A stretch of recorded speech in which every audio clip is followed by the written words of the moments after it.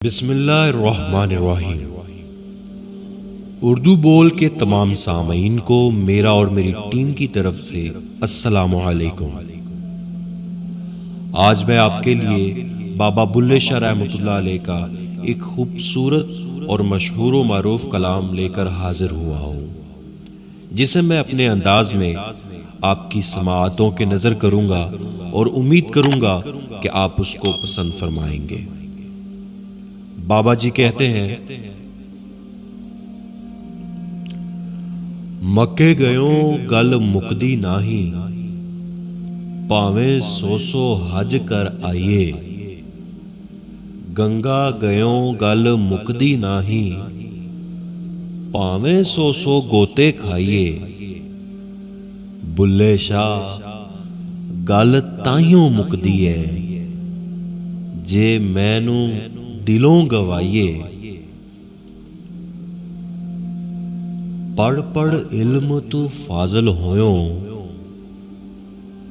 मन अपने नू पढ़िया ही नाई। भज भज वड़दा है मंदिर मसीती, कदे मन अपने विच वड़िया ही नाई। बुल्ले शाह आसमानी पढ़दा कदी घर बैठे नू फड़िया ही नाई। मस्जिद ढा दे मंदिर ढा दे जो कुछ ढहंदा है, पर किसे दा दिल न ढावी। पर किसे दा दिल न ढावी, रब दिलां विच रहिंदा है। रब दिलां विच रहिंदा है।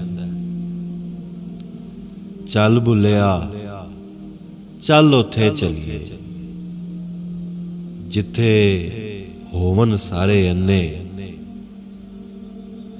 ना कोई साडी जात पहचाने ते ना कोई सानू मन्ने।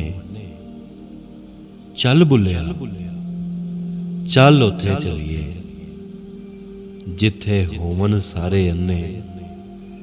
ना कोई साडी जात पहचाने ते ना कोई सानू मन्ने। चल बुल्लिया चल उथे चलिए।